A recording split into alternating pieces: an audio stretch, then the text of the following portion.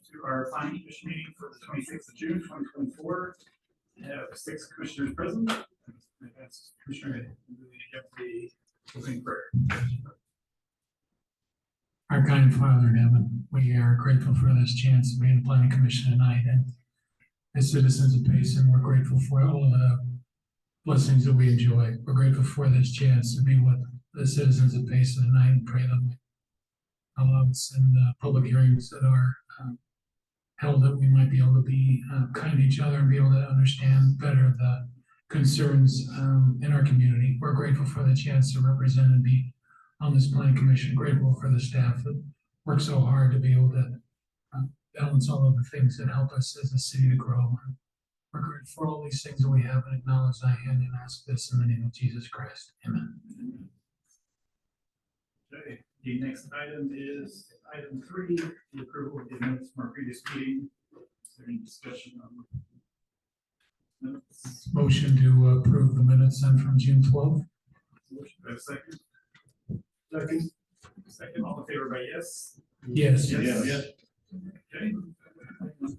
Item 4 is a public forum. This is if you're here to address something that's not on the agenda. There are agendas in the back pockets if you'd like to see what's on the agenda tonight.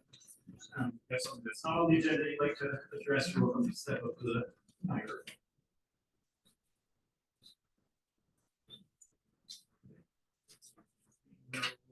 Items for the public forum, we'll move on to our review items. First item is 5.1. This is a request by Chris Knapp to apply the Iowa infill overlay and parcel number 076, approximately 27 east, 700 south, and in the R19 station. Mr. Knapp was hoping to be here. He said he had an emergency and he'll try to be here. So if he's here, he would probably be. But I will go ahead with the presentation.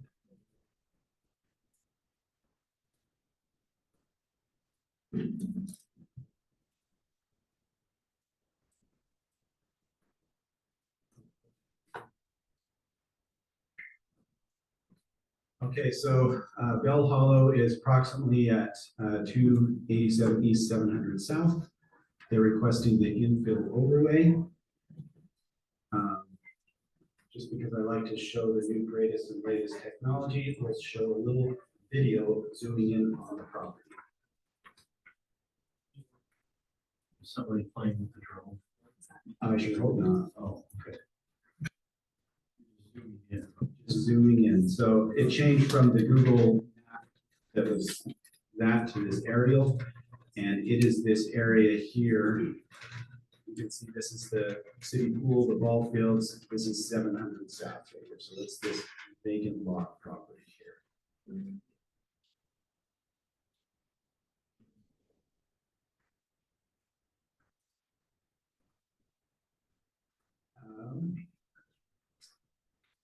So the applicant is requesting the infill overlay, which allows for potentially reducing lot sizes, for reducing frontages, or setbacks.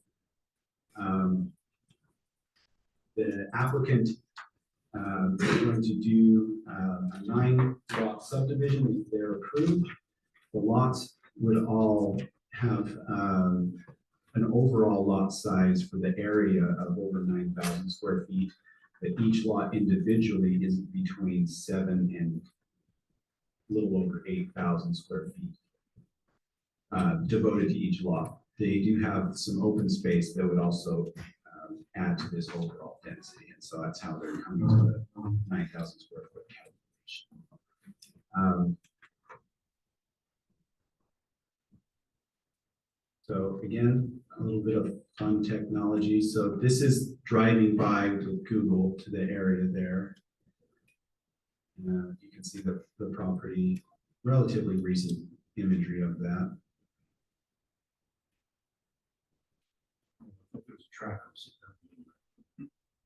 There was for weeks. This is real time, Kirk. Almost real time, whatever last time Google drove by. So this is the conceptual layout for the subdivision. As I mentioned, they are gonna have some open space in here. So the open space is 13,500 square feet. The lots, like I said, were between 7 and 8,275 square feet for an average lot size of 9,078. The open space is this area here. And what it would do is it would follow the sidewalk system up and around to access the moderate slope that this property is on that portion. And then up there, it would be a sports court, playground, and some picnic tables, things like that. I don't know if you can see it on here, but in your staff reports, each of these lots were under the required lot size for the zone, which was 9,000 square feet. And so that is the reason why they're here for the request tonight. Otherwise, if it met the lot size requirements, they could just proceed administratively without my commission. So again, just some imagery of what potentially will go in there with the amenities and open space. A swing set, park benches, and some sort of a sports court, pickleball court type of thing. Staff is recommending approval for the infill overlay designation at this location. And some possible findings could include the following. It will create single-family homes upon some vacant land within the city center that already is in close proximity to infrastructure. A new road will be placed oriented north to south at approximately 300 east. It would only go to the edge of their property though, so it wouldn't continue all the way north and south there. It would provide additional improvements to city infrastructure, curb gutter, and sidewalk. Several lots within the vicinity of this proposal are in the same lot size range, despite the zoning being 9,000 square foot for the lots. There's several lots in and around this area that are this size or smaller that's being proposed here. And then the overall density, as we talked about earlier, would be over 9,000 square feet for this subdivision. Any questions? That open space area, is that controlled by an HOA or is that a city property? Yeah, it would be private, and so it would be an HOA. What's the frontage on? On each lot, I don't recall the frontage. I believe it will meet the minimum lot frontage for the zone. So it's at least 90, but I can't recall. At least 90? Yep. That's not true.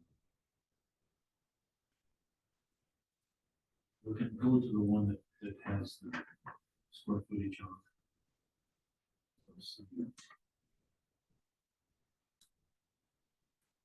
This doesn't actually show the lot. Yeah, it does. Look on the, there's some dimensions right along 7 South.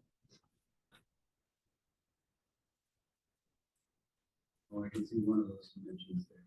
The dimensions along 7 South, those 3 lots, 1, 2, and 3 are 70 foot. Oh, that's true. Yes. Lot 9 is 90, there's 80 feet. So the infill overlay could allow also for the reduced frontage as well. That could be part of the motion. My question was on the 300 east. Is that in the right spot where we want it to go north? Yes, so I don't know if you noticed from the video image prior, but there's an actual stub road at the end of this property. That's where that would continue.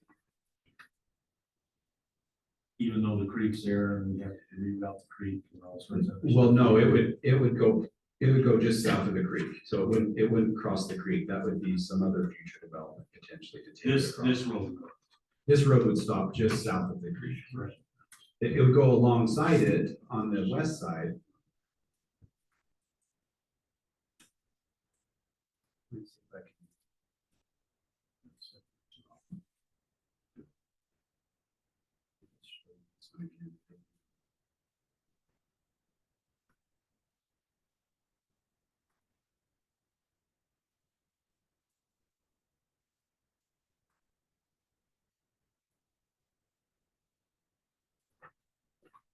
So you can see the stub road here at the end, that's where it'll go.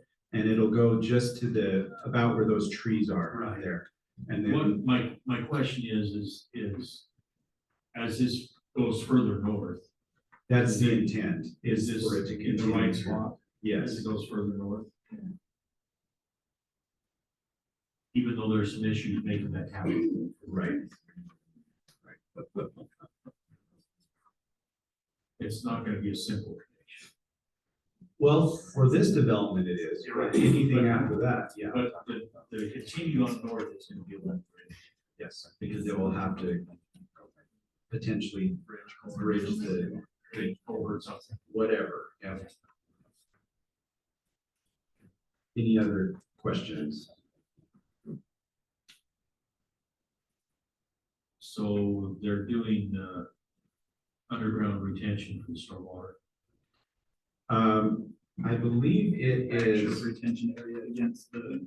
it's on the, you can see Channel. right up back here, yeah. So it's underground right there. I don't think it's underground, and the applicant is there online. Chris, can you hear us? Yes, yes, I can. Is the storm drainage on the north, is that gonna be underground, or is it just gonna be? We don't have an exact designed stormwater retention area yet, other than we did originally, and we've calculated it. We actually already did all the PERT tests. The engineer thinks we don't need to do underground, but we're not opposed to doing it. Again, we're kind of, before we did any exact final engineering, we were trying to make sure that the infill overlay was going to work. So they can continue to work with staff upon approval.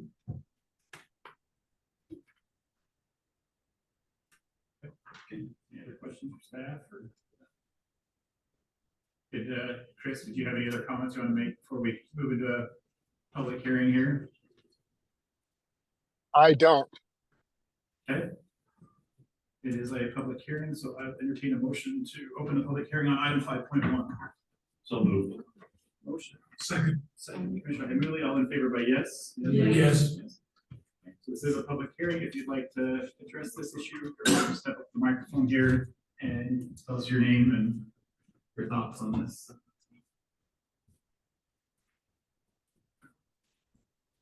Do I Yeah, just step with the mic here, so look better. Gotta get it recorded, so.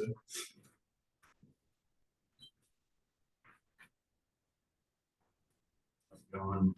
My name is Taylor Pierce, and we live at 367 J Lane, which is basically just a little bit further up and down, right across the street from this proposed development.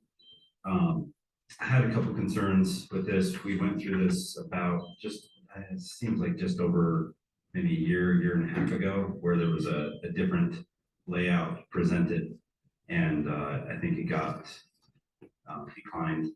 But one of my things was just the traffic of the area that raises a little bit of concern with the ball fields and the pool included. We already have people parking clear down those streets as like overflow parking, and those streets are already pretty full up of that. The other concern was and I get that it's business, and I get that it's, that this is how these things go, was just the amount of people crammed into that space, especially on this piece that's separated from the rest between the roadway, and just the extra parking, that might be involved in that, and just the crowdedness of that whole area will become. And then my other concern was with a neighbor that couldn't be here this evening, owns the property directly behind this area. And it was something that we had brought up before, was that they have quite a few animals that they've been permitted. They purchased that land and they've developed it with animals that live back along that whole area. And his primary concern this last time was that someone would move in, especially an HOA, that would, come in and the people would be disgruntled and vote to deny him those rights in the future to have those animals there and to, you know, it's something that they've developed for a long time. They've lived there for quite a while. And that was a major concern of his, just to voice that. And then also just my one other thing too is it goes along with the water. There is a spillway that drains down behind between all of our homes on J Lane. It comes under the road from the park, from the hollow. And it really comes to a small 12-inch culvert, and that's where it dead ends across the street from this. But if that were to ever flood through there, there's no, that it just goes across the road in an open area. And there's no water system in place there after that road. So even with the fill, like, it just seems like that's a, you know, that could be a concern. And so and my biggest concern really is just overcrowding of that whole entire area. But that's all for me. Thank you.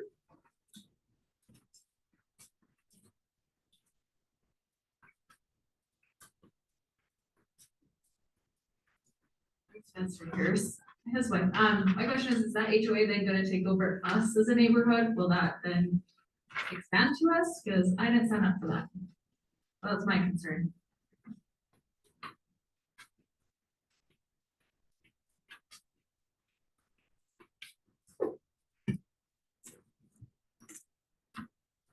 Comments on this item?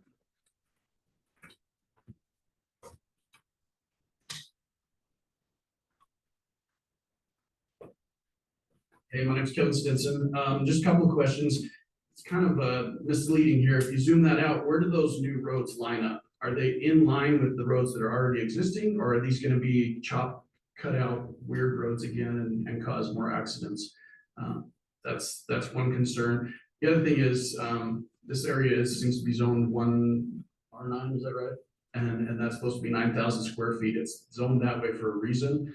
We don't need to do overlays. Overlays is a poor excuse to not follow the rules by developers.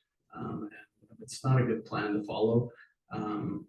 We need to also think about the future as we plan things for the city. So you've already admitted right now that as they go and put this in, yeah, right now it's gonna be great for this development, but the next development, right when it comes to the creek, now they've got major problems they have to resolve. And they have to either maybe take down houses. I don't know what they're gonna have to do, but let's plan for the future and make it smart now instead of more difficult in the future.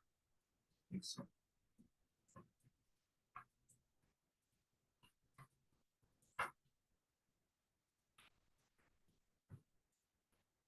Comments? Entertain a motion to close the public hearing. Motion to close the public hearing then on bill L 287,700. All in favor by yes? Yes. All right, commission discussion. Thoughts, comments? I think where he's concerned about his animals, if them animals have been there, the people that come in there need to know that guy's got his rights to have them animals. And that needs to be brought up to the people that buy the property, that he can maintain that as long as he's got it. I know we discussed this and it was like, I can't remember how many units before, it was like twin homes and townhomes and stacked in there. I think it's a lot better than the previous Yeah, proposal that we got. I don't recall the number of units before, but it was a combination of single family homes and twin I think homes. it's, yeah, same time up front, like This twin is duplex in the 9, back. isn't it? This is a total of 9. This is 9, and I think the other one was. I think it was 12 like or 15. 14 or It was- 16, yeah, I something don't like recall the that. exact number, but. So. I would like to get curb and gutter there. I think that actually helped with the stormwater problem and the engineering and stuff that go into that, would probably make that area better. When it comes to drainage and stuff versus what it is now, because we actually really control the flow versus. The applicant's raised his hand. You want to let him speak? Yes. Go ahead, Chris. Oh, we have actually, the person behind that has the animals has actually contacted us about doing some kind of either selling part of his property to do some more lots where he's at right now, or sell. We've talked to him quite a bit. I know it was a concern originally that he had when we had the twin home proposal. But we've talked to him quite a bit recently about, he actually approached us about selling part of his property and doing more lots on his property also. Sorry, I'll just be quiet. I didn't Oh, you're really good. mean to. I think one other clarification, as far as the HOA is concerned, that would only affect these properties, not the neighbors. Thank you. That is correct. It's only for these 9 lots. 300 East is already a platted road, so that's not. Yes, it would just continue 300 east along this eastern side here. As yes. far as the other road lining up, it doesn't line up with anything, nor does it need to, because it's not a through intersection. That was my one question is, can we leave that a private roadway, because that just becomes a hassle for the city to maintain that small sub road that doesn't really connect to the rest of the grid. Are you talking about this here? Correct, because that doesn't tie into any of the other grid. We talked about that with the applicant. They were prepared to make it a private road. The engineering department feels as if it'd be better as a public road for infrastructure, utilities and such. And so that's why that is the way it is. The stub end here is long enough for a fire truck to be able to turn out. And so Address that. Public Works and engineering were of the opinion to prefer it as a public road. They talked about it Yes. in DRC several times, and I listened to it, and they would prefer it to be. I'm okay with that. I was just curious, just as far as, because it is just kind of disconnected. Right. Piece there, so. My question is just about guest parking, and I don't see any parking spots when I was looking at it, just if people, Driveways. like besides driveways. Well, and where that's, it's already congested, but. yeah, I mean, that's typical of any, single family home development. You don't build Either on guest street parking. or guest It would parking. be in a driveway or on the street. And the roadway is big enough for street parking. It's the standard. Partly to respond to that statement about overflowing from the parks and stuff, this would only add more potential place to park by having 300 east, and if people were to park in there, I don't know that they would, but so I mean, it would add additional parking on the street for events and such. It's worth noting that of the 5 homes along the bottom there, only 2 have driveways coming out on the 700. Correct, yeah, this one right here, actually, I think it's only one, just that Only one. western And that one's inside, that one's inside, that one's inside, and that one's inside. Yeah, the only westernmost. Guess I'm misreading that. Yeah, these little red lines right here, if I The one if you I wasn't probably with see is a commission. On lot 3 there, which is the one to the right of the road. yeah, you can That's the see dimension one. this line here and this line here is a driveway, and then likewise, driveway, driveway, and driveway. So 700 each would be a. All the cars would shoot down that roadway first and then go out the intersection. It would be backing out of the road, except that one lot. And the lots are comparable. I just looked on the county map. And the lots, there's a lot of 7,000 square foot lots in this area. Within 3 blocks of this area, there's lots.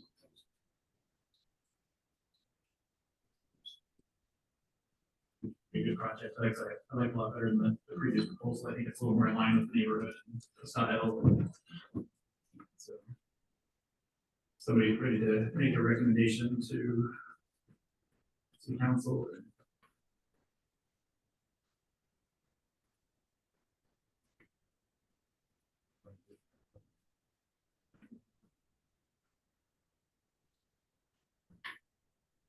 So I move that we recommend to the city council approval of the IO infill overlay zone for this lot, finding that the property that it's near city services, it will not require a lot of extra city service to get it there. That it does match a lot of the homes in the area for sizing.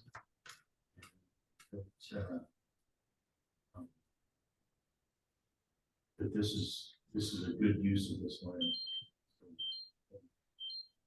I have a motion. Do we have a second? I'll second. Second by Commissioner Adams, and all in favor, by yes? Yes. Okay, move forward to city council. So next is item 5.2. This is a request by Kate Patton to apply the RMO 1 two-family residential overlay to Utah County parcel 309. This is approximately 643 west, 400 north in the R 75 residential zone. Okay. The applicant is here, but I will give you this presentation. This is a general vicinity map, Google map here. And again, I have a cute little zoom in video for you.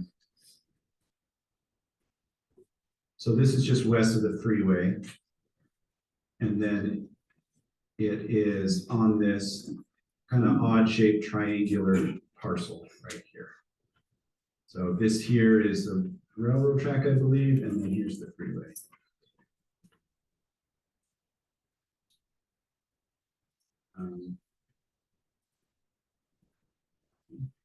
This is the housing product that they are proposing to potentially build there. It's some twin home units, duplex units. Twin homes are single or owner occupied.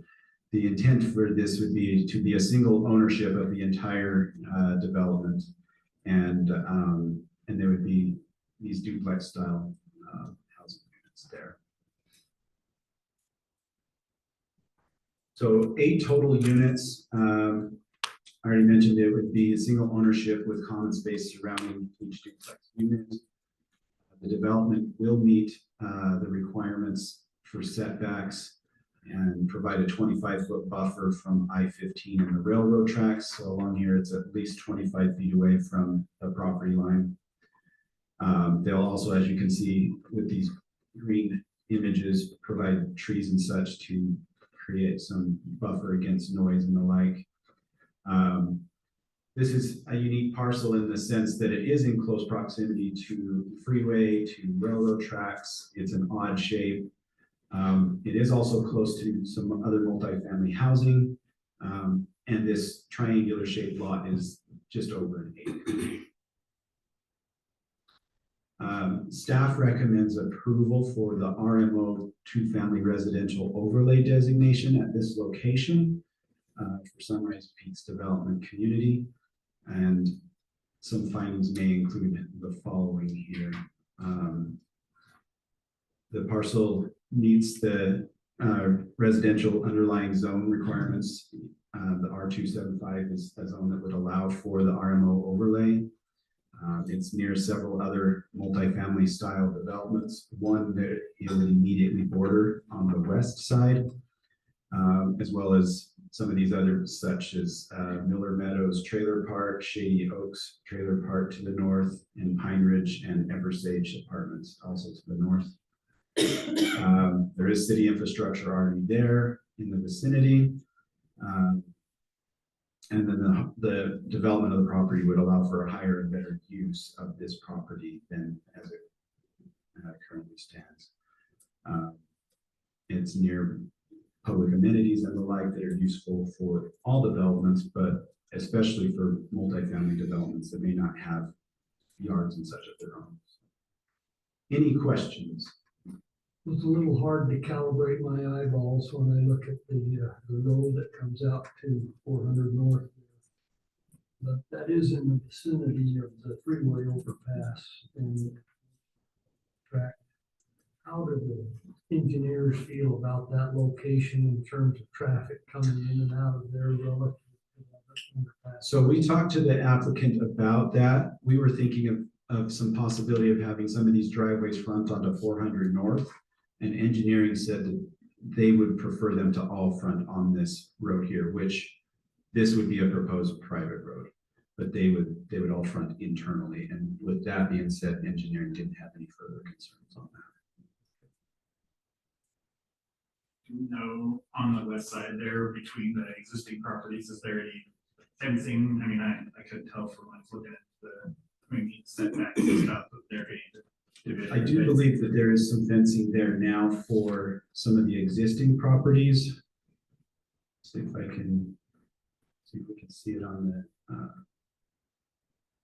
on this aerial image.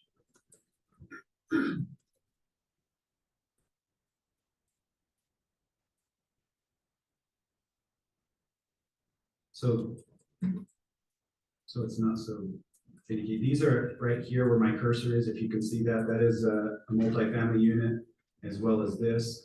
And I do believe this is some sort of carport covered parking for those in the rear. Kate might be able to answer that. He's the applicant, but I believe there's fencing there. Is there fencing there, Kate? I believe it's a chain link fence right there with like the little plastic inside or whatever. The privacy slats. Yeah. Any further questions? Did the applicant want to step up and before we open the public hearing, make any comments or I think that the. just have like a basic couple of covers- mics so we can get it on record, so. It does cover. You don't have to, we'd like to the opportunity before. What would you guys like to know? Any thoughts on the project? What's your name? And Well, we feel that it would be a better use of the property from what it currently is, and especially instead of making an industrial area, like if there was some sort of a office building or shop space there, we feel that the duplexes would be more fitting to the neighborhood, I would say, just considering there's duplexes directly to the west, and that's kind of surrounded by multi-family properties, so we feel there would be a better use of the property, I guess. Did you state your name? So Yeah, my name is Cade Patton. commissioners have any questions for the applicant before we go to public hearing? Okay, thank you. So this is a public hearing, so I entertain a motion to open public hearing. So moved. Second? Second by Commissioner Heatherly, all in favor, by yes? Yes. Okay, if you'd like to address us about this item, you're welcome to step up to the microphone, give us your name and provide your feedback.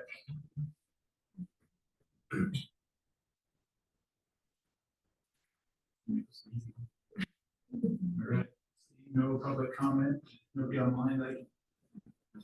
Okay, entertain a motion to close the public hearing. I make that motion then. Second by Commissioner Brinkerhoff, all in favor, by yes? Yes. Any commission discussion on this one? I feel good about it. Feel like it's a fitting in the neighborhood and a good design for that area. Any thoughts? does it meet all the other criteria? This is the conditions we need to meet. No. I told you already it would have a private road there, Yes. but other than that, yeah, there isn't any other criteria that it would need to follow. Seeing that, I go ahead and make a motion then to send a positive recommendation to the city council on Cape Bad's application for RMO family residential overlay. Have a motion, we have a second. Any findings with that?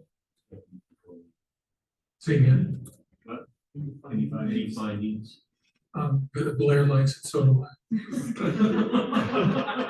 Blair's been there longer than me, so yeah. Is that a good finding? I don't think that's findings of evidence. I just, Any finding is something that helps support your recommendation. yeah, we didn't have any public comment on it other than by Mr. Brown, so yes, no other finding. Oh, plus also sure, okay, good, I'll give you the descriptive answer. Plus the fact that there's already residential that's around it, yes, and that it's not commercial, I'd say. I'd love to fill it in with more commercial to that space. Is that a good finding, Kurt? That works. Thank you. I'll second it with that. All right, great. Second by Commissioner Beecher, all in favor by yes? Yes. Yes. Any opposed? Okay, I'll move on to city council as well. Before we start on this, I need to clarify, because originally it was not supposed to be a public hearing. Are we doing a second public, an additional public hearing on 5.3? Yes, Okay, I just want to make sure. yes, it was noticed and had courtesy notice sent out. We were doing a public hearing. Okay, There was some question about whether everybody got notice. last time. Correct. I just want to make sure we address it properly. So next is item 5.3, which is request by Evolve Building Development for recordation of the MU1 mixed use overlay zoning on a bunch of Utah County parcels at 1025 West, 800 South. So I'm going to give you just a brief synopsis of between last meeting and now, and then the applicant has a presentation that they will share with you. Okay. So to give you some more reference of the area, let me give you this little zoom in map again. So that road here is 800 South. Payson Fruit Growers is right in here. And so it would be this vacant property right here.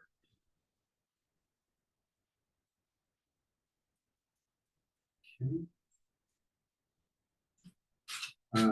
So this request being brought back to the planning commission at the applicant's request. Some discussion items that were talked about in the previous planning commission meeting were as follows. There was talk about requesting for a potential development agreement to be proffered. There was concerns related to the transportation buffer, concerns related to traffic and access points, and building height, will it be met by the city code? How high will it be? Questions about the amenity package and what would be included therein, and parking, is it enough for commercial and residential visitors, businesses, and the like. So with that, I'm going to turn it over to the applicant to share.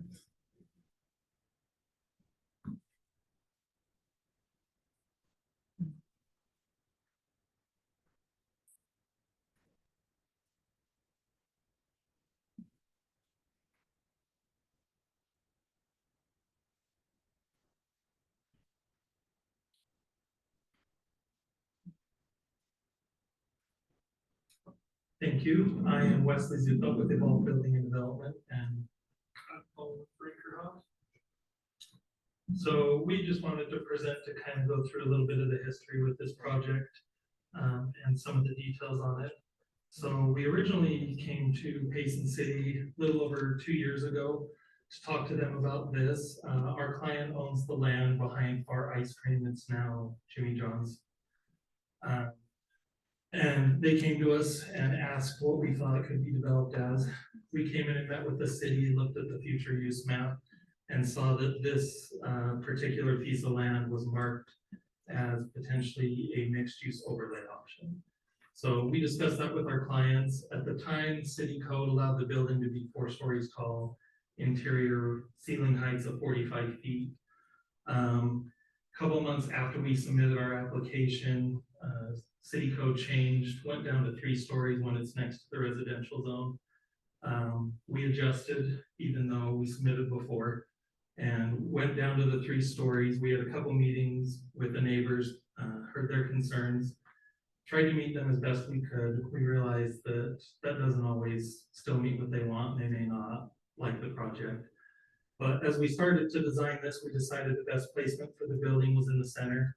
Gave access for fire trucks to get to both sides or all 4 sides, basically, of the buildings. We moved our amenities away from the edges of the building where they were closer to the residences, to between the 2 buildings. The amenities were mentioned in the last meeting. So we plan to have a dog park, a playground, some outdoor seating pavilion, tables where people can get together, spend time out there with their families or guests. Where it is mixed use, the building up front would have commercial on the entire main floor. The mixed use zone requires 50% of the main levels to be commercial. So we put it all in one building. And then the top 2 floors would be condos. or apartments. The second building would be all condos or apartments. Our client's intent is to keep some as rentals and then sell the rest and provide some more affordable housing in the Payson area. As part of our design, we do plan to finish the concrete fence that goes all the way around the residential sections. We put all the covered parking over against the fruit growers, and then there are a few stalls up on the one side of the single family where we had to get the last few. As far as parking goes, one of the beautiful things of a mixed use is your parking swaps during the day and the evening of who's there. So when we planned this site, we manage all sorts of multifamily properties and HOA management. And parking is always an issue. It never feels like there's enough. It really doesn't. So where mixed use has commercial during the day and most of the residences are gone, there's ample parking for the commercial no matter what. When the commercial leaves, typical closing hours, depending what ends up in there, it provides extra parking for the residences as they come home after work. That being said, we went through Payson City Code and found the strictest parking requirement for commercial, which is 1 stall for every 200 square feet. Whereas if we had other types of services in there, it could have been every 300 or 400 square feet, dramatically reducing what our parking requirement would be. We went with the strictest possible at the 200. And so with this site, we're overparked by 3 extra stalls by going with your strictest on the commercial and then the requirement for the residential. So we hope that that will provide more than ample parking, both for commercial and residential. We did drop the buildings to 3 stories. Originally, we were going to go for 4 stories and rooftop amenities, gardens. We talked about a commercial restaurant that could be up there and have outdoor seating with views of the temple and the lake. But as the project kind of progressed, we met with the neighbors, city code changed. We kind of took some of that away to bring it down to what it is. We also split the building rather than 1 giant building. We felt it would be better to do it in 2. That way we can phase it both with the construction, the loan, and just the process makes it easier on most people. Yeah, so city code against the residential side, originally we had to be like 10 to 20 feet away. As the code changed, that distance increased, but we've gone beyond that by moving the building to the center. Along the residential side, we plan to put in large broadleaf trees, which is part of your code. We're actually planning to plant them a little closer together than your code requires, just to give it that much more coverage. And then along the industrial side, we have decided if we're going to do broadleafs where the covered parking is there, it may be more taller type trees so that it doesn't interfere with the parking structures and cause problems for anybody else in that respect. We did have a traffic study done and a feasibility study. The feasibility study felt that the commercial in the project could be completed and filled in an acceptable time. On the commercial space, it did say that there was a need for additional commercial, especially here next to the freeway. On the traffic study, that was done when we were first submitting, so back in 2022, so it is 2 years old. However, when we had the traffic study done, they always forecast, and so they went all the way out through 2030, so another 6 years from now, on how this would impact. And they said right now and through like 2025, it would have no visible impact and would be acceptable. It says you get closer to 2030, there could be issues that come up, and it suggested remedies. On 800 South, there's a shoulder, and it said make that shoulder as wide enough to make it a right turn in so that people aren't merging from traffic into our property. They go into a turn lane and into the property. And then the other recommendation it made is on our entrance exit right there, is we remove one of the curbings and widen it a little so that there's the entrance, but then the exit has a right and a left turn rather than a joined right left turn. And so that's something that we would plan to do on this to solve those problems ahead of what the traffic study suggested.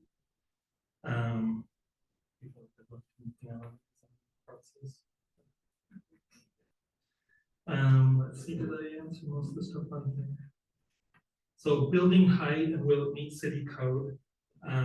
I'm terrible with names, but your gentleman in the planning department that has the office on the left and the beard, older gentleman. Can't think of his name. But we came and met with him about the height and how it would fit in and where we needed to be, and showed him some of the 3D images that we have on the project. And he said that these would meet city height code requirements for this location. And we told him, as we design and actually draw the plans, our architect Lester, who drew our last 2 mixed-use buildings for Vernon, was here tonight. But that's something that we would work directly with Payson City to make sure that we do meet the code, those heights and those requirements as we start to draw and do the final design of the project. This shows the amenities that we want to put between the 2 buildings. There's the dog park in the back, the playground, some landscaping, tables. Shows another view from the fruit grower side. You see the covered parking. Our last mixed-use buildings that we designed, we specifically tried to make the patios deeper, larger, so that people can actually use them. It's not just a storage spot.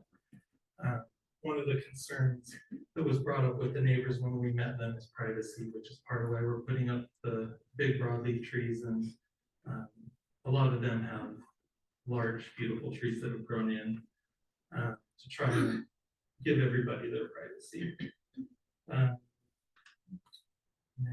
That's all of it, unless you want to watch the video fly through the project. Okay, so you've seen that. I would say, just to add, from the perspective of why this product and this location, we kind of talked about it last time, but when you're bridging commercial and residential, the city planned for this project because of where it's located, because of the residential, because of the price point of the residential, because of the commercial. If you go and look around the city, there's gonna definitely be better places for a product like this and not so good places. This is exactly the placement that this product would be designed for. So, and then with the overlays, so Payson City, we've done another project in Payson City. We got an overlay a few years ago, and the reason the overlays have become a thing is because affordability is so difficult for buyers to come into the market. And when initial planning was done, lot sizes were a lot bigger. Utah's growing a lot. Utah County's growing a lot. We want to keep people here. We don't want to make people move out of state. We'd like to keep our kids here. So the only way to do that is to provide more affordable options. So the state starts putting pressure on the cities to provide more affordable options. So how do you do that? You give condos, you give townhomes, you give higher density. So, but higher density is hard. No one wants it in their backyard. There's gonna be people here today, not in my backyard, looks like a great project, put it somewhere else. I get it. We do own this land. This is the land we own here. We don't own other land. So this is, and we do have our rights as landowners. So if we're meeting the codes and the requirements and the vision of the city, it makes sense to move forward with. And then we can answer questions afterwards. Thank you. We'll back up for this.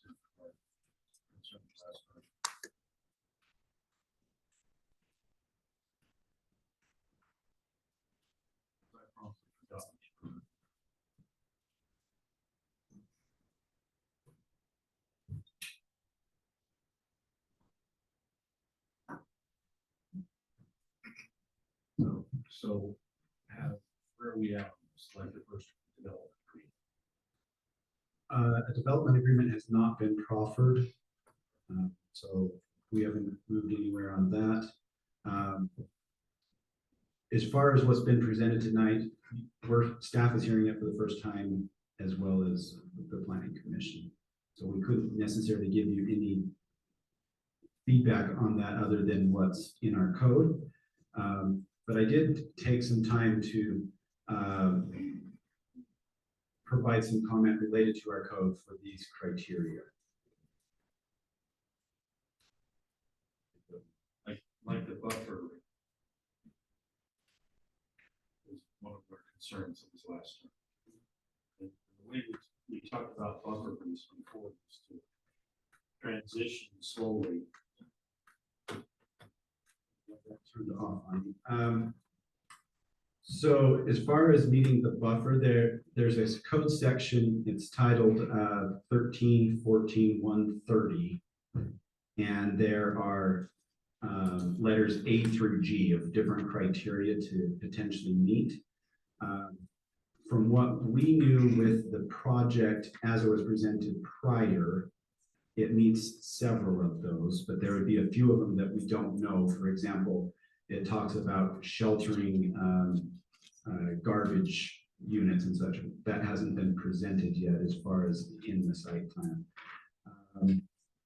So there's a few of those things that if this were to proceed forward, those things would need to be notified to us and make sure. But as far as the distance, yes, it does meet the distance requirement. It meets it with a fence requirement, and then it meets it with the buffering of the trees. Concerns related to the access points, that would, and the traffic, that would be, we have not seen anything further. As they stated, they talked about their study being done when it was done. If our engineering department is okay with that, then we'd be prepared to move forward with that. But we have not had any further discussion on that with the applicant. So building height. So the maximum building height would be 35 feet. So as long as they can meet that, then it would meet that requirement. Some of the amenities that have been presented tonight, we didn't necessarily know about, but that would be a requirement of a multifamily development, would be to meet all of our amenity requirements within our code. And then as far as parking goes, it does meet the parking requirements for multifamily and for commercial there. So with how much overlap, I guess is my question.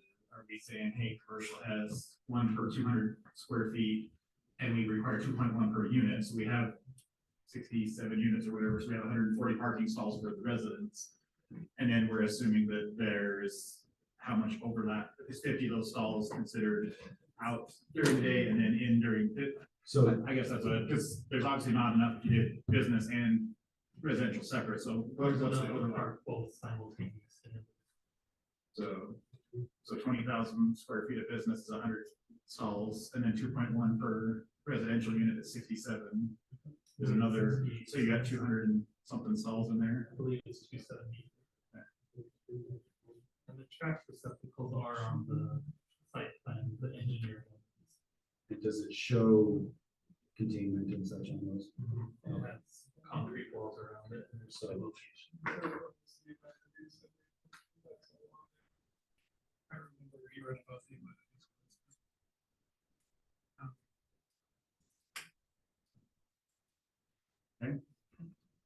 We ready to move into a public hearing? We have other items we want to discuss prior. For now, or if it's more useful later, but, there's a process we're involved in. This is like step 2 of a 4-step process or something like that. I'm wondering, Michael, if it would be worthwhile to explain to the public how the process flow goes here, but these, where the overlay is preparing for a preliminary plan and then whether if that explanation might be useful to the public. So yes, the overlay is enabling the possibility of doing this development. That doesn't mean it will happen. It still needs to meet site plan requirements for commercial and multifamily residential in this area.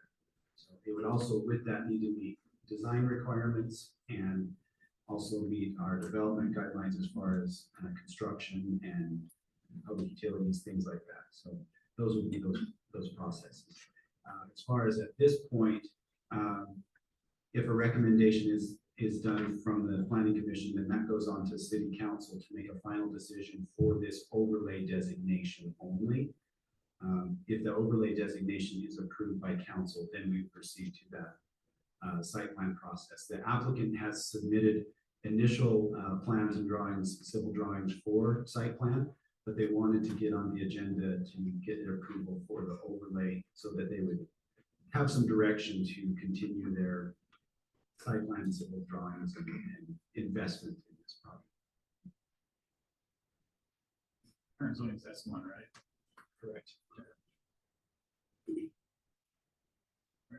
An overlay is allowed in this. The mixed use overlay is only allowed in the S1 zone. Right. Make a motion then to open the public hearing. Motion for item 5.3, second. Second. Second by Commissioner Becker, all in favor by yes? Yes.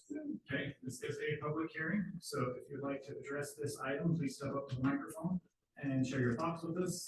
If you're the person before you, try not to be too repetitive, but chance to share their thoughts. Kenneth Strong, I live down in that area. If I remember right, at the last planning setup, they were gonna look again at the traffic situation on 8 South. They said they did it 2 years ago and that was good enough till 2025. May I remind you that we've put in all these homes between Payson and Spring Lake that all use 8 South. There's an accident on that road, probably just about one every week. It's a very dangerous road. It took me 1 minute and 20 seconds to get on to head north so that I could come to this meeting. So it's a very busy road. Second of all, we have approximately 13 businesses in that area that are empty. And we're gonna put some more businesses down there. Are we gonna be able to fill them? Or are we gonna have all the empty space? Then you've got Red Bridge going in. If I understand it right, there's gonna be some strip malls and different things out that way. Where are all these businesses gonna be filled? How is it gonna happen? Tonight, there's 2 questions that are gonna be answered. One is, do you guys really care what the public think? Or are you concerned with what the neighborhood wants? How many businesses are, okay, we know we got 13 empty businesses. This is a situation where the neighbors down there don't want it. It's gonna be a dangerous road on 8 South, despite the fact that 2 years ago, it was gonna be okay. It isn't okay today. Forget 2025, it isn't okay today. And we gotta consider the safety and everything else that's involved with that. Thank you.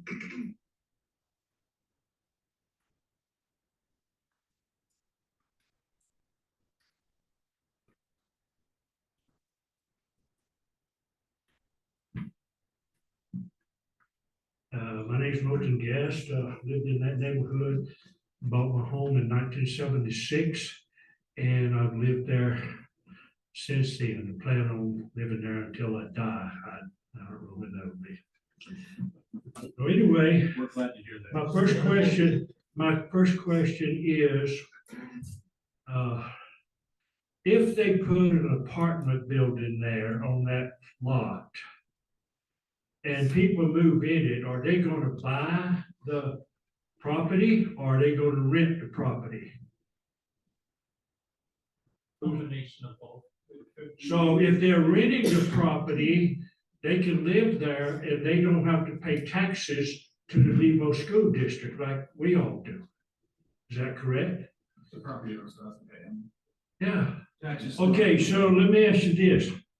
there's a piece of land on the north side behind all those stores and gas stations and everything, where the dirt was dug out to build the freeway years ago. Why can't they go there? There's a big lot there. Why can't they go there behind that? And they would be in the district with all the other places it's charging to go. What's the problem with that? Does the city own that piece of land? Do you know who owns it? Yeah. It doesn't matter. It's not these guys. Yeah, so can we go to those guys and say, hey, would you like to sell us this piece of land here? And then it wouldn't be in our neighborhood. Because it's in our neighborhood and they're not paying school taxes on it, the majority of the people. You know, who's going to get the load of the school taxes? Our taxes will go up to cover them. All property owners, no matter who lives in it, have to pay the taxes. If it's an apartment building and they're just renting it, they have to pay taxes to the school district. The owner of the apartment, only the apartment does, but not the renter. Yes. Yeah. So it doesn't matter who owns it, they still have to pay taxes. So if there's 100 apartment buildings in there, the owner's got to pay the school taxes on 100 apartment buildings. That is correct. Okay, so anyway, when we moved down there in the 1970s, that street that goes to the temple, all the land on the west side of that wasn't in the city. And it was later put in the city. And then the temple went there, which didn't bother me because they put they're riding the street out. That street's wider than our streets. And so I'm 100% opposed to it. I have found over the years, I lived in South Carolina, I lived in Nevada, I lived in California. I lived back in South Carolina, and then I come here in 1975. I don't care what rules they make. People that rent apartment buildings and houses, they do not look after it and keep it up the way an owner does. And if you put it in there, and then years from now, what's going to happen if it's trashed out? Are they going to put businesses down on the ground floor for the people, restaurants and things like that? You're right next to the housing development. And I know that packing plant there has been there long before you guys ever come to the city, probably. It was put in there back in the 60s, I think. And I have no problem with that. It's big business. It's been there for a lot of years. But I'm 100% against it, and I think most people in here are putting that in next to homes. And so, do you have to change the area for it to go in there? Do you have to change the rights and saying, okay, this is a R12 property and your house is an R9? So do you have to change the property, or are we going to say, okay, well, they come in here and it's done in our house? So if that would be the case, if my neighbor wanted to tear his house down and put a grocery store next to me, there would be nothing I could do about it if you got everybody on the same thing. So I hope you look at that and just say, no, if you want it, go and find the guy that's got a big piece of land there behind all the stores and everything, the tire company and a couple of restaurants and gas stations. They're all on the north side of 800 South. And when I come to 800 South, I know this makes you guys mad. I don't know if you remember, did the state hire people from New Jersey to come down there and design that? I've been going down my street since 1976 and getting on 800 South. So they come there and put that light in, which is great. They needed that light going to the temple. but they put a piece of, thing in there about halfway up our street. And after going down there for 45 years and turning left to go to the freeway, I can't do that anymore. I have to go over a block and down 2 blocks to get to it. If that's gonna be the case, with more traffic and everything on that street, coming out on the street, right there near the light, there's gonna be a problem. And I don't know, I asked them guys, I said, did the designers of this street that the state put in, were they from New Jersey? 'Cause you guys don't probably remember the thing with New Jersey down in the south, that where the dam broke. They come to find out down there in St. George that the designers of it and the people who built it, after the farmers down there told them not to, what happened? The dam breaks, and then they find out, well, the people were from New Jersey. If you go down there now and you want to build something, they'll ask you, oh, the guy that's gonna build it, is he from New Jersey? So the guy that's gonna, you guys aren't from New Jersey, are you? Okay, well, good. Anyway, I'm totally against it, and there's a piece of land laying there behind all those stores and everything on the north side. That's fine, that's all commercial and everything, but I don't understand how you plan on putting a commercial property into a residential section. This is actually already a commercial.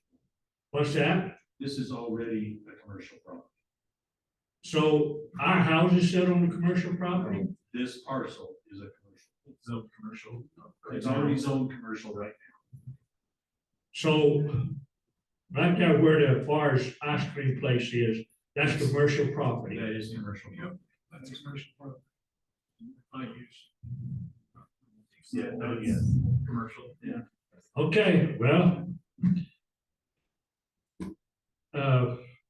10, 15 years from now, when you guys aren't here anymore, and it goes to hell in a handbasket, then what are you gonna say? Well, we made a mistake. And so, that's no good. Oh, thank you.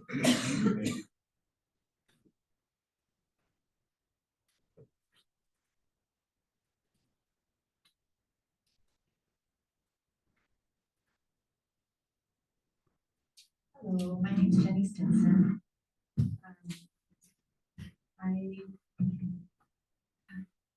just want to make some comments about the overlay. In the little bit of time I've had this past week, I took some time, because this is something that I care about a lot, to go around and talk to many people in the neighborhood. And I had them sign, we, the undersigned, oppose the overlay request on the land behind Par's Ice Cream. And I came up with 145 people, but I also found something interesting. People care about Payson. I learned a lot about, you may think, we're just up here complaining. We're not here to complain. In fact, what I found is a lot of the comments come from experience, not just because we want to complain, it's because we care and we have had experience. Many people have moved here from many places. Many people are, not because it's a poor area, we don't need to cram apartments in because, oh, these are poor people. They're not poor people. We have poor and rich people. We have many people from many backgrounds who love Payson and they care about this area. I mean, we have a few here tonight. We have many more in the short time, and I'm sure we have a lot more that care. This is an overlay. From what I understand, an overlay gives the developers the opportunity to basically do whatever they want within your code requirements. Often the code does not go favor the neighbors, as I found this past week. I was told stories, I lived here 10 years, I was told stories about when they presented the plan to put in a assisted living center right there in that neighborhood. And the residents came, they put it in, and then it was changed to a mental health and a drug rehab center. people were not happy, and honestly, you've lost trust from people with the developers and with things that have happened, because what is presented is not often what happens, and that is a concern. I know we talked about an agreement. So if this does happen to go through, I would prefer it, but I think many people would prefer that it just stays and remains commercial. It is a mixed use on your future plans, but it is not typical planning to just throw that in the middle of a random area. It is quite odd.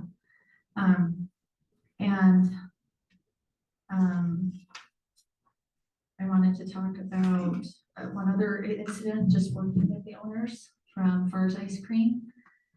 We were at those meetings. We were promised, I can't remember how many feet, and trees put down, rock wall put all the way around. They promised us they would put the garbage can on, not against our wall. Many promises that were not followed through on. And that really is hard for us to negotiate and to allow trust when we haven't been, it hasn't been followed through on. I appreciate your time. I appreciate your efforts. Please consider all of these people and their requests for not granting this overlay. Thank you. Thank you.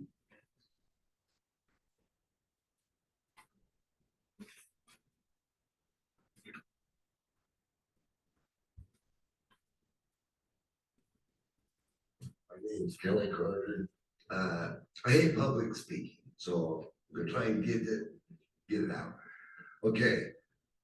You're gonna have businesses on the bottom. You're gonna have condos, apartments, whatever you wanna call it, on top. It's meant for young people to get into housing. How many of them can have little kids? How many of them can ride their bike out in that parking lot with the driver coming through that has no idea that there's apartments on top? How many little girls and boys are gonna get ran over? I don't want no blood on my hands. That's why I'm here tonight. Otherwise, I would have showed up. Out there on 8th North, we got a divider, like he was saying. We can't come pull down our street. We have to go around. But you're gonna do that in a half a block and turn around and have all them cars going in and out? I don't agree with it. Traffic wise, I mean, it's pretty bad. You go to the Walmart and you hit the stoplight and you see a car hit into it that's been rolled over. You don't think little kids are gonna get hurt down here? Everybody knows it's gonna happen. Sooner or later, it's gonna happen.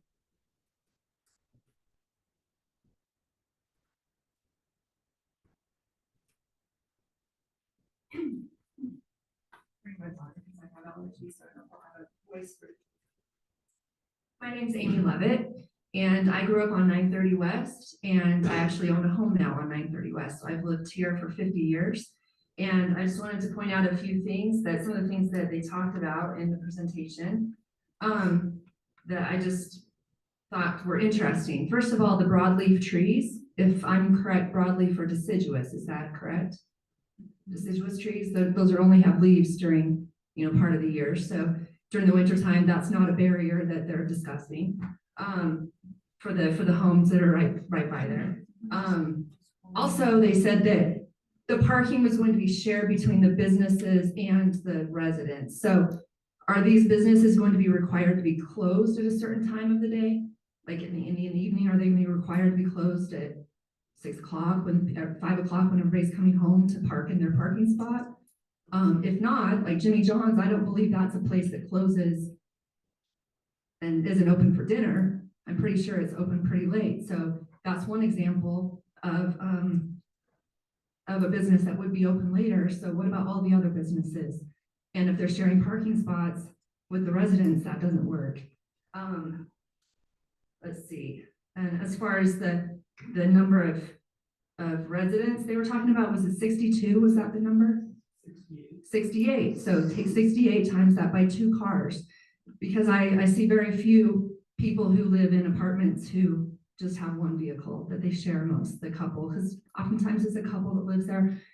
that's your minimum that's gonna live in an apartment probably. You're gonna have, you know, a family, maybe, you know, even teenage drivers. So let's say you have 2 cars, so 68 times 2. That's the number of cars that you have parking in there every evening, and all the cars that will be coming out every day. And consider where they're coming out of. This lot is what, a block and a half, maybe 2 blocks away from a light. So that traffic light, if it's green, okay, and there's no traffic, then maybe they can turn left. But the reason why and maybe they can turn right. But if you're talking about people that you're expecting to all be working professionals that are leaving at a certain time of day and coming back at a certain time of day, they'll all be doing that at the same time of day. So especially if you're expecting those people not to be parking in that area during the daytime hours, those people will all be leaving and coming and going at the same time. So that just increases the traffic on 800 South like crazy. And you're only a block and a half away from a traffic light. So imagine you're sitting at a place trying to turn left or right with all that traffic on 800 South, which at 5 o'clock at night is insane. Tons of traffic at that time of night, trying to turn left. And there's the light right there. The reason why we put the light in at 930 West is because of the issue that you could not turn left on 800 South. That was really the main reason why they did that, is because people were lined up for blocks and blocks and blocks down 930 West, which is my street. So I saw it all the time. That's why they put in the light, was to keep the traffic flowing. So if now you're going to have all of these cars coming out to turn left or to turn right on that already busy street. That street is crazy busy right now, as was already mentioned. 2025, PS is 6 months from now. So if we're talking 2025, that this was projected until it's 2024, halfway through the year. So, and we already know how bad the traffic is. I came home last night from Spanish Fork and I was on the freeway on I-15 coming south to get off at the different, our exit, 800 South exit. You literally had to pull off into the shoulder, like way far down, like halfway almost to the Payson Main Street exit, in order to get in the line to get off of our exit. That was at 5 o'clock at night. That's the kind of traffic, and none of them were turning right, by the way. They're all turning left to go down 800 South. So just keep in mind that that's the kind of traffic that you already have at a time that they're saying that 68 times 2 cars are going to be coming back to park in that facility to come back home. And then we also have been talking a lot about needing more affordable housing in Payson, or more rentals. If you'll just do a search online right now, you'll see that there are tons of apartments available in Payson right now, available for rent, that are not being rented. Lots of 1, 2-bedroom, 3-bedroom apartments, beautiful apartments all over town, tons of rentals available. You know how many single family homes are available? Right now, between 3 to 7 houses in the entire town are available to rent. The rest of them are all apartments, all of them. They're not even townhomes, they are apartments. So as far as needing that area to be, you know, this commercial area, which it already is, and by the way, they purchased the property when it was commercial. They knew what they were buying. They knew they were buying a space where they could build commercial buildings, and now all of a sudden they see it's way more profitable to throw a bunch of residential property on top, because look how much more money they make, not only from the residential up there, but also from the HOA that they'll have.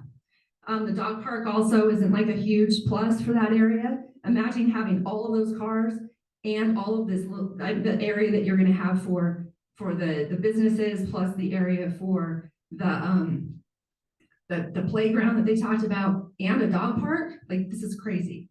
So let's see if I had anything else. And as far as the accidents are concerned, I can totally confirm that. From my house, almost every single day, I hear sirens going down 800 South towards whatever accident was either on the freeway or on 800 South, right at that intersection with Walmart. There's always accidents. There's always sirens going down that road. And like I said, I grew up in this town. I grew up on that street in that very same place.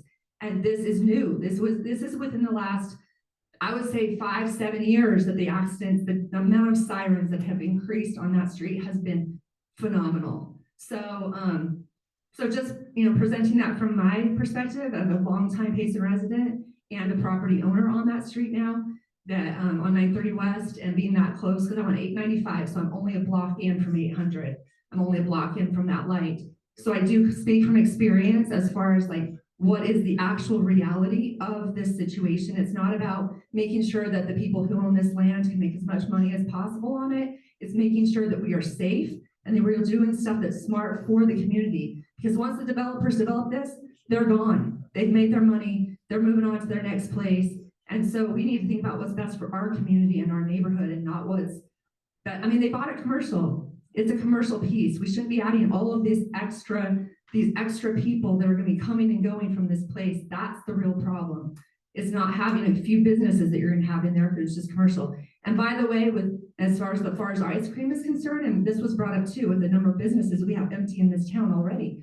As far as ice cream, if it can't survive at the tail end of a subdivision, like what can? I mean, seriously, if an ice cream store can't survive that close to a bunch of families that could go down and frequent it, massage therapy parlor is not going to survive, all these other things that they presented in the past as options that could go in on that main floor. So thank you, that's my piece. Thank you. The water bottle. Oh, thank you. Thanks.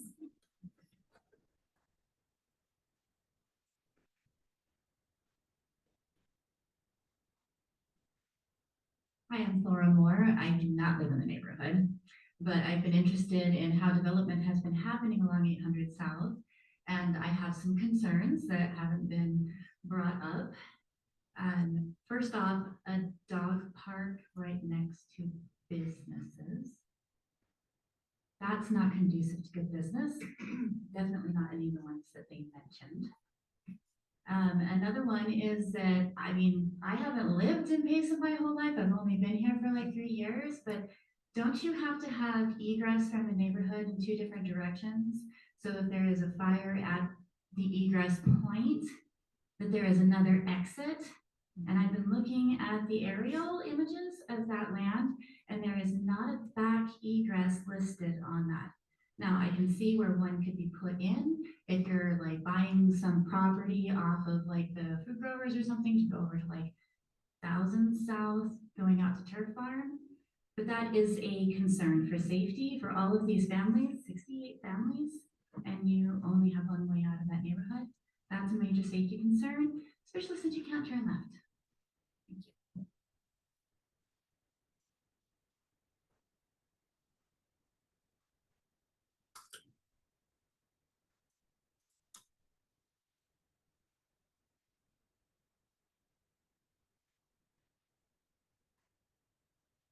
My name is Kathy Marzan. I'm just like the neighbors, I don't want it in my backyard, but development's inevitable. It's S1 commercial, which means we could get a motel and we would have absolutely no say in it. A motel with hundreds of units and hundreds more cars. So there could be worse things. I think I was the one last meeting who said, if you approve or make a positive recommendation, that I would ask that you please include in your findings or something that there's a development agreement to keep it when they're proposing to put up the fence before development happens to save us from construction mess, dust, whatever. There's no perfect solution and something's gonna go in there. So let's make it something nice, sir.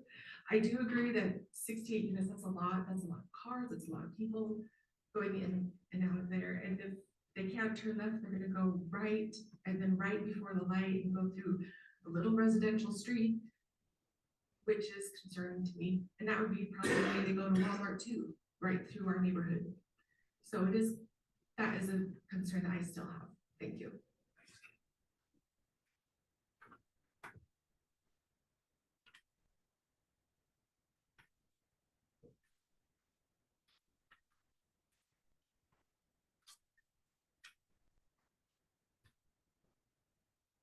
I'm Kevin Stinson. Just a couple of things. There's been a lot of things that have been spoken about today. Some of it has been a little bit emotional and recognize that It's people that have been in this area for many years, and they don't know how to express that they're not in favor of this without showing the emotion and saying, not in my backyard. Because they don't know the codes, they don't have the education and the experience that you have and the developers have, but clearly they know that something isn't right. That's what they're trying to express. There's a couple of things that I did want to point out. First of all, the developers, they mentioned too that, you know, if they meet the codes, they need to be able to do this, and they do, and they don't meet the codes. That's why they're asking for this overlay.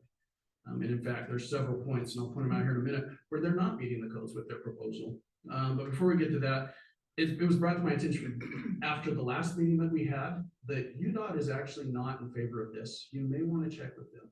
And even back when FARS was put into place, this area, this small section here of 800 South is highly restricted. We were in contact with the director of UDOT, and he said, no, they do not have any knowledge of this. And so they don't have access. And so if you're going to be putting 200 plus cars coming in and out of there, UDOT doesn't want that. We don't want that. Go ahead and say your things. I know you kind of attacked me after the last meeting. I didn't appreciate that. We should be friendly here, but let's focus here. Let's see. Also, let's jump right into the parking. Let's talk about reality with that.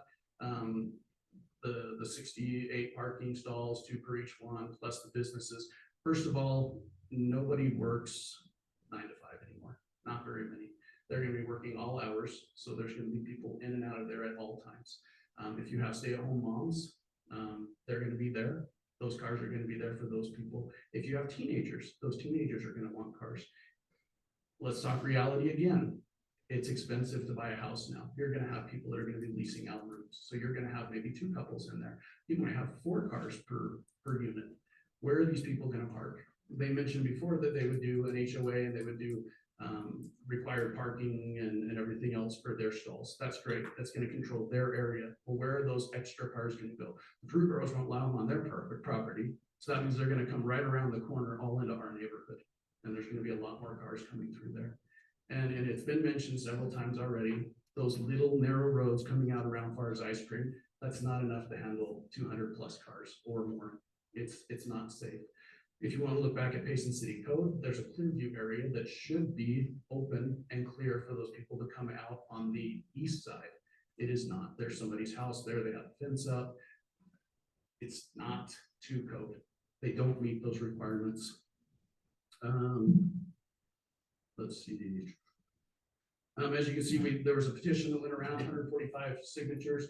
These are people that do not want this. Payson City has apartments on the north end. Payson City has apartments over on just on 800 South on the other end, on the other side of the freeway. We have areas where the apartments are at. It doesn't make sense to add them in the middle of where this is being proposed. We have a residential area next to a commercial area. The intention of the mixed use and the combination between the two is to have a gradual increase. In fact, if you look at the general plan and if you look at the mixed use overlay, it does state that. I'll even say some of it, I'll point some of it out here in a minute too. Let's see, we talked a little bit about that. One thing in Payson City Code, it talks about the commercial area must be 50% of the bottom of those buildings. That appears to me one of those buildings, but not the other one. So again, not meeting that. We talked about the progressive increase in height from the 1-story single family homes up to the 2-story and then the 3. They also talked about the state putting pressure on the cities to build more homes and build more affordable homes. And one way they're doing that is they're putting title restrictions on those homes, meaning that they can't rent them or sell them for more than whatever the state deems is reasonable. That's not what their plan is from what I understand. And the problem is you get these developers that come in and say, we're going to help you meet these minimum incomes that you need to have. And they say, we're going to get you there. We're going to make it happen. And then you go ahead and approve this. And then the next developer comes in and they go, look, we're going to help you meet these. And you're like, well, why aren't we meeting these? We're approving all these projects. It's because they're not title restricting those areas. And so they're doing it for their profit, not for what's good for the city. Let's see. A couple of things in the general plan, it says that all these buildings need to be facing out towards the street. These are not facing towards the street. It talks about the objective of Payson City is to grow while maintaining the rural and natural characteristics of the community as much as possible. This isn't what Payson City is all about. There's one other point I want to point out here for you. It talked about, this is in the mixed use overlay, and it says that they need to demonstrate that the project will be compatible with surrounding areas, surrounding uses, even if that requires design modifications at the edge of the project adjacent to the other development patterns. Meaning they need to make it that step up like you're talking about. They can't just go from homes to 3-story. It also talks about that to make it more compatible, they need to put the parking on the inside. And so, I mean, there's so many things that it doesn't match up with, but it all comes down to this parcel is not the right parcel for this project. It's too narrow. It needs to be a wider project, a wider parcel, and maybe a different project. They knew what it was when they bought it. They're trying to change it and put in what they can for their profit, and it's taking away from our home. Yeah, they have their rights as a property owner. We have our rights as our property owner. They bought this to get their increase at our expense, and that's not right. It doesn't meet the code, it doesn't meet the requirements of the city, and it doesn't meet the plan of the city. Thank you.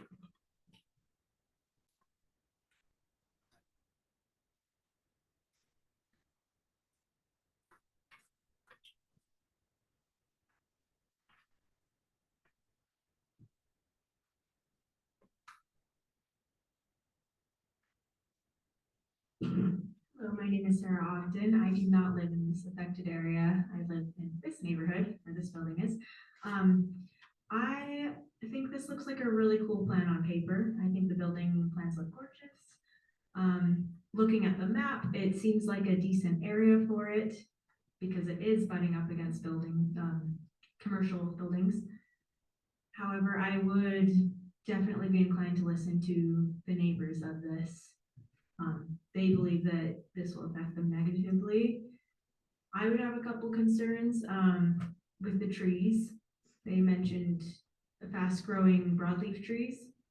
First thing that comes to mind is poplar trees, which are notorious for dropping branches, not just leaves. So those were just a couple of thoughts that I had. Thank you.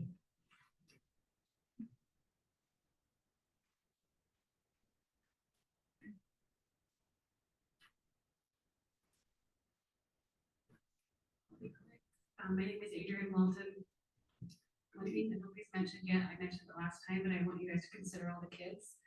We have a problem now with all this is gonna be Wilton Boundaries Elementary. So you're gonna have all these kids trying to get across 8 South to go to school every day. That's a huge concern for me. I've had my own kids almost get hit on this road in the crossing area. And you're gonna put a lot more kids in these apartments that are gonna try and get over here to school. Oh, and not just Wilton Elementary, but the junior high. So I really think we need to consider that. I appreciate some of the changes they've made, but like someone else said, I'm very weary and distressful because promises were made with, not saying that these are the ones that broke the promise, but the other developers promised things and they never did it. So I would like some sort of proof that this is really how it's gonna be, and I'd like it in writing, and like, again, consider all these children crossing 8 South.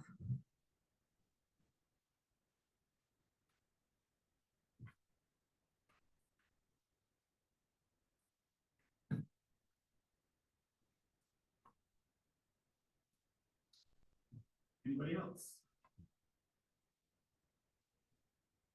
I entertain a motion to close the public hearing. Make a motion. Second by Commissioner Becker, all in favor by yes? Yes. Yes. Yes, so our director, Robert Mills, is online there. I don't think he has any comments to make, but he did bring up a comment for the applicant to talk a little bit more about circulation. So with that, We'll take that before we do commission discussion.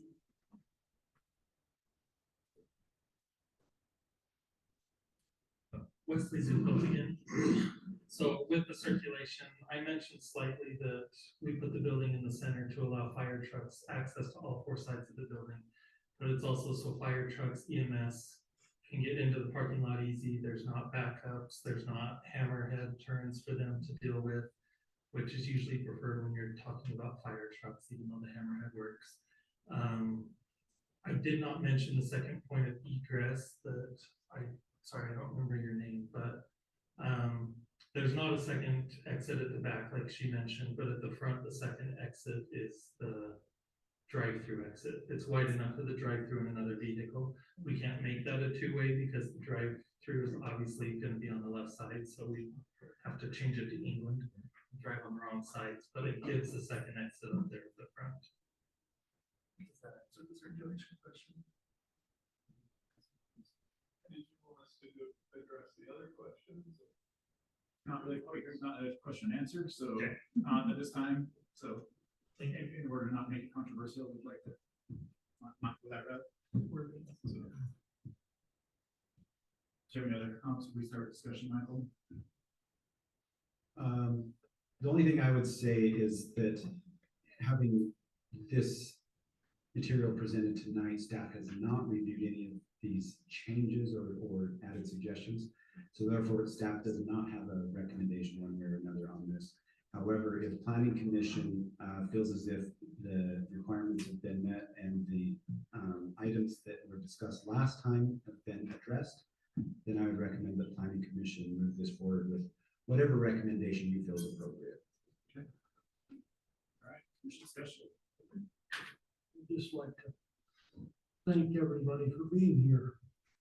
There are so many of our meetings that we look out at empty chairs, and we have a diversity of opinions and feelings about what the business is here tonight, but we really appreciate you coming, and some of you have gone to some effort to do some research and have some discussions, and we appreciate the fact that you would do that and bring your findings here, and planning commissions, like city councils, don't always do what everybody wants them to do. There's no way for them to accomplish that. But hearing the input is so valuable to us, and so we really appreciate that. I think I'd like to also add just a little context to this process. Michael mentioned this a little earlier, that getting something through the approval process is a multi-step process. And those steps are basically outlined by the state legislature. The city has to follow that. The city has some options to add to what the state has given us.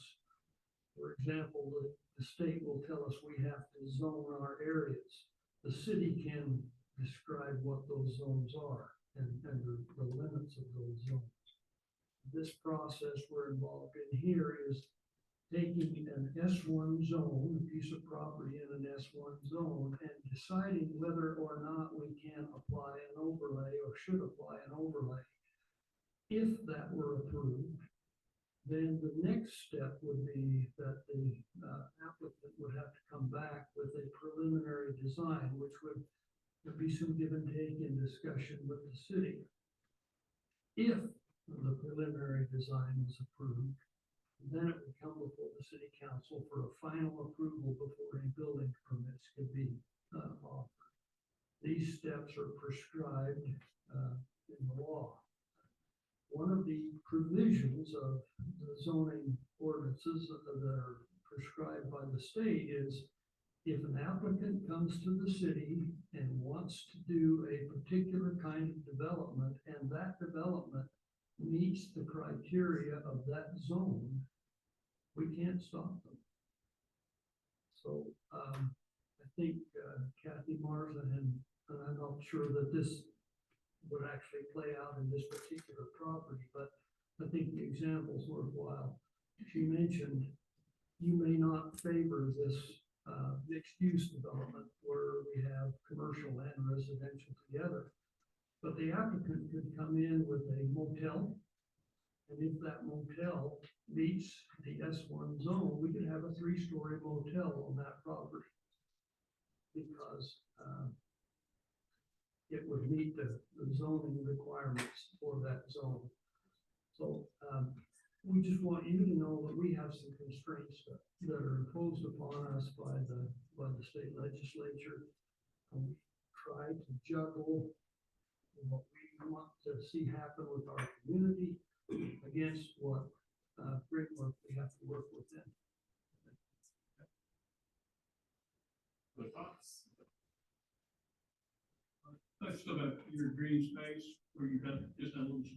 between the two buildings. We got 56 families, that's how many units you got, right? Or 60? 68. So that's the Okay, green space. 60 families. But we're required the green space all the way around. I've got concerns about that, having enough room for the children to play, keep them out of sight where you had the original, where you're going down the slides. The property, a little 10-foot section for the kids that are up, down, they're gonna do some damage to cars and stuff like that. So to me, I've got concerns about your green space for them units to give the kids a place to play. I don't know how. The 10-foot section's required by your code, that's the reason. Well, I know that, but I'm just giving you a reference. I mean, growing up, I needed more than 10-foot space to run. And I mean, that's when you put that in there. I mean, that's cold, but you know, I look at it as a concern for the children, get them in a safe place. And that's my biggest concern. Like the exits is still kind of a concern with me. The site design could definitely be adjusted.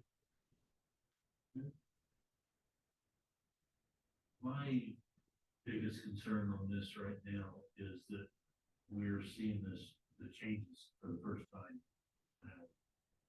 We didn't make any changes and it was presented. It was just that it was our PowerPoint instead of theirs, but we haven't made it. Well, the map you showed does not match what we have before. The what didn't? The map you showed does not match what we have before. So that was an old one in the PowerPoint, but that hasn't changed. The one you saw last time was the most updated of our engineering. Okay, well. But that's something we definitely go through. Mr. Chairman, I have two concerns, just that I wanted to, actually, one comment and then two concerns. I don't have any problem with having this space. If it's zoned for commercial, personally, the only two things which I think I'm referring back to from the last time that we had this discussion was the establishment of a development agreement, and then an updated UDOT study. If Mr. Stinson's claim is true, I'd love to see an updated study done based on 2024 to 2034, because of the fact that I agree with the lady that said, and all of the ladies that have said about the concerns crossing 8th South. And then also the third thing is where staff wasn't comfortable making a recommendation and to pass it along to City Council. I would love for the first two things, the development agreement and the UDOT study, to happen before, and then to remand it back to the staff until those things are met, just so that way we have some guarantees that what the developers say is in writing, so that way the citizens that are around in those neighborhoods understand that what's written is what they'll do. I'm again more of what I think I brought up last time, which was the UDOT study, because of the fact that I'm very creative about making left turns on 8th South. And my kids know that, watching me, and if somebody's turning and they don't turn fast enough, I just am used to that from Sam's Club and going down to that area in Provo. But I think that we owe it to the citizens of that community and to ourselves to make an educated decision based on, one, remitting it back to staff, and two, having the UDOT study, so that way we can be confident in what UDOT says, so that way if someone says, well, they don't agree with what is being proposed, we have something in writing. Can I ask a clarifying question? The developer. Yeah, and just where the original study was, go ahead, sorry. Just on the developer agreement. So other cities we've done that with, it's when we're starting to move forward with the preliminary plan and the actual site design. Do we need to do that for the zone change request? And then the traffic study, I'll call our company and ask them to refresh that to today's standard. And that's, I think the claims that have come from the community about that is just the only reason that I brought it up. Yeah. Because I can understand, in the process that Blair was talking about, we may be a little premature because all of these folks are gonna come back to city council, but I know at some point that is gonna have to be refined. So I may have talked out of place, but I just voted. it's a valid question just for you to bring that up. And a development agreement could be a condition of your recommendation as well. Okay. So you could state Before the city council. with that recommendation that it would have a development agreement. Because, okay, and then I'll make one more comment, then I won't say anything else. I want the developers to have the trust of the citizens to be able to understand that they're not just here to make money. And I'm a New York kid, so I know that everybody has to make some kind of money, right? But I'm not from New Jersey. Where's this guy? We understand about New Jersey. I'm not from New Jersey. But in all fairness to any developer that comes, if we talk about the Yankees, absolutely we will. Losing them, that's good heavens. But for any developer that comes in here that presents something to the planning commission, going forward, we have to be able to trust the developers because we want more developers to come in and beautify our city. And again, for the people that say not my backyard, I went to a training for like 4 hours where I heard that, not my backyard.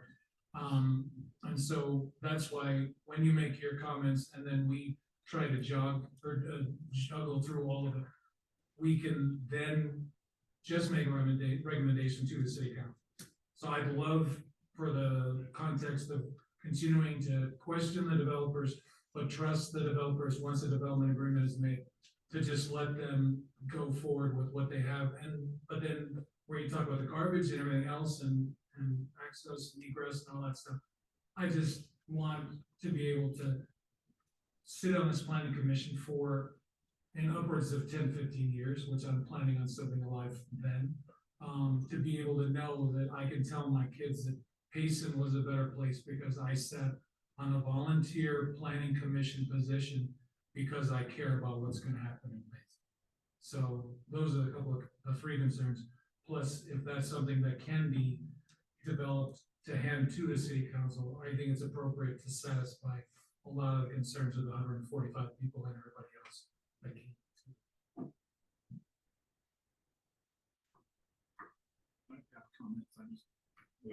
I would just also state that any of these concerns that you feel are not adequately met, you could state those as well as conditions prior to any city council approval. Council may disagree with you if you forward a recommendation, whether it's positive or negative, but council would at least hear your concerns and your comments, and they could potentially make any kind of requirements of the applicant at that time as well. So just for your information. Along that same line, I think if we do decide to forward a recommendation to the city council, we may want to ask staff to summarize the comments that were made by the public tonight and provide the city council a list of those major topics that they addressed and the things they were saying about that. I think that summary might be useful in the city council. And we'll definitely do that. If it's advanced to city council, we will give them a copy of the meeting minutes that they'll be able to review those, not to mention the concerns that have been addressed. We can bullet point those out as criteria that would be stated in the staff report. I got a few. The only thing is, I wanted to, a couple people were concerned about the parking, and we confirmed before that there's enough for the residential and the businesses separately, right? Like, To meet the for the minimum code. requirements, if what you're telling me is true, we have about 270 stalls there, that would add up to what you're telling me. That's more than that's required by the city. Right. So For if both- that's what's there, for both then, groupings. although I sometimes say the minimum is not, it's just the minimum, it's not sometimes sufficient. So, traffic study, I have not done traffic counts in Payson for quite a while. I would guess, I don't know how many tens of thousands of trips go south in a day. Is it 25? Okay, you know better than I do, because I have those on the highway out here, we're doing 20,000 trips a day across that. So when it comes to the grand scheme of things, even 68 units in business, you're talking even at 4 trips a day, an extra 500 trips a day out on 8 South, which is not a huge impact on a road that's already seeing 25, 30,000 trips a day. So traffic side, I see that being manageable as long as obviously UDOT approves it, whatever. Parking, if that's addressed, I'm for mixed use. I think although this shows mixed use on our map, maybe the intensity that we're talking about is probably above and beyond what we had envisioned when we saw that as being more of a buffer zone between there. And although the code allows for that in mixed use, it may be a little more intense than at least what I would have envisioned when I was approving that general plan and looking at things a few years back. Commercial side, I would like to see more commercial, because I think this is a prime commercial area, so I know the minimum is 50% low ground units, which you would meet by having the one full building and the other one. But I think we're in an area where that is prime commercial real estate, so I would like to see more of that. Again, that's not here or there. The amenities, Adam touched on it briefly. Kid can throw baseball, football, where are they gonna go to do that? Do we really provide that opportunity if we're gonna put a bunch of families in there? I feel like we're just lacking an open space for that amount of people, and providing that type of area. And you have rights as property owners. You have those rights based off the zone that's currently set there, and you can develop it in any way you see fit there. I think when we start talking about overlays and zone changes, one of the things we can do as a city is we can say, hey, well, we're willing to concede to some of this, but we want more than the minimum. And I think that's where it gives us some negotiation power, that you're not entitled to the overlay. And so to get the overlay, we can make some concessions to say, we need to make this what's best for Payson City. As planning commissioners, I mean, our job is to do what's best for Payson City, and I appreciate all the public input. I appreciate the neighbors sharing theirs. I mean, ultimately, our job is to say what makes most sense for Payson City as a whole. And yes, it affects this neighborhood, it affects the whole city.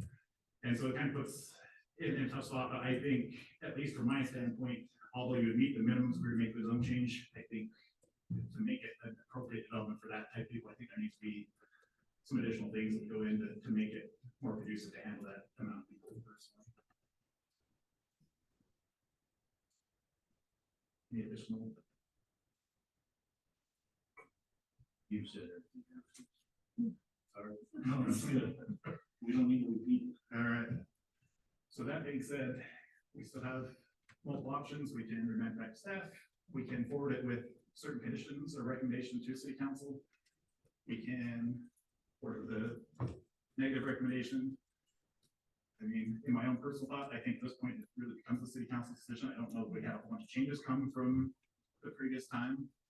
And so I think sending it to the city council one way or the other, positive, negative, or positive with certain conditions, at least in my mind, would be the way to go with it, because I don't want to bring it back to planning commission additional time.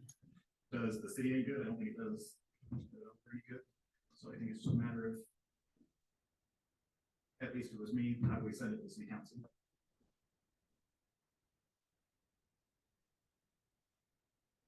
How would you like to hear when things came to the city council, Kurt?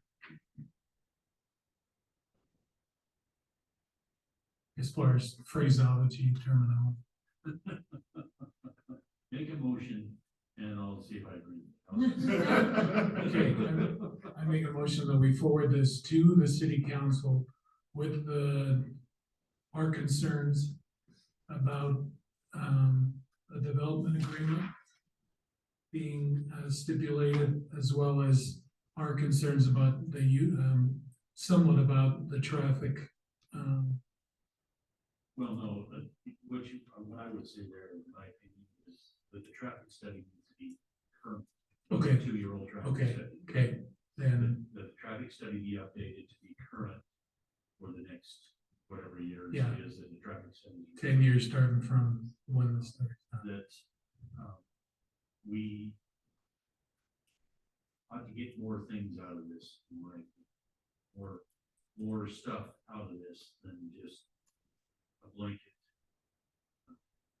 mixed use overlays, because we can request more things.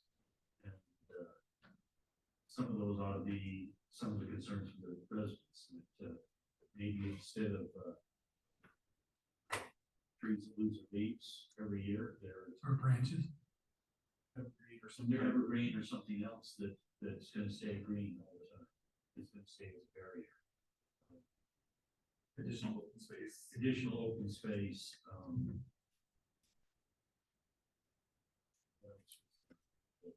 additional commercial, if it's me, I'm like, additional commercial, not just the one building made for, but made for. and we say that we want both buildings. to be commercial. Another thing I'd like to see in it is, I want to see where we have in the past set up an idea that a buffer zone is that it goes from residential to maybe a 2-story something, and then to a 3-story, and then to the commercial. It's more of a buffer versus residential to 3 stories. Yeah, that's how I was. Now you gotta phrase that into a motion.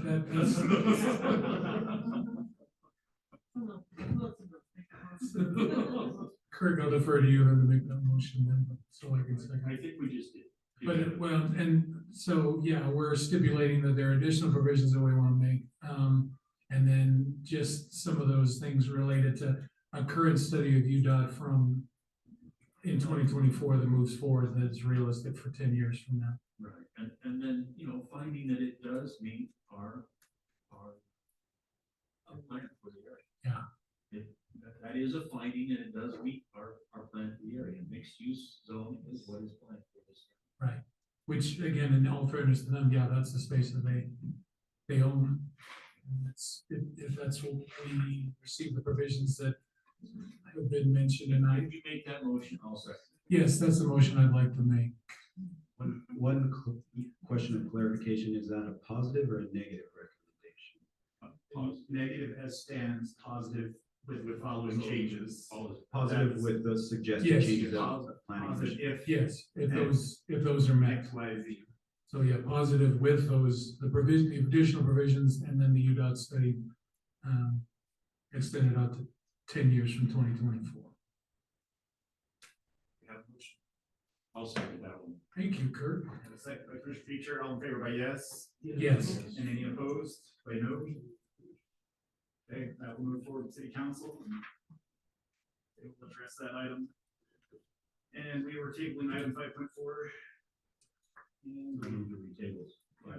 have a motion to table item 5.4. Second. Second by Commissioner Hamudi. And Commissioner staff reports. Additional items for staff. You need to vote. Oh, excuse me. Yeah, All in thank favor you. by the motion to table? Yes. Yes. Yes. Any opposed? Thank you. Give me straight. No, thank you for bearing with this, especially with, for example, on the various staff reports. I think we sent one out that had an error in it, so we resent it. So anyways, thank you for that. But no, we don't have any additional comments or staff reports at this time. Okay, thank you. And any additional comments from I commissioners? move and adjourn. Have a motion? Second. Second by Commissioner Warner, all in favor, by yes? Yes.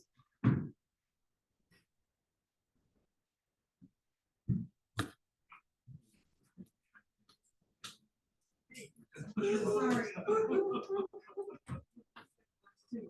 Last time I did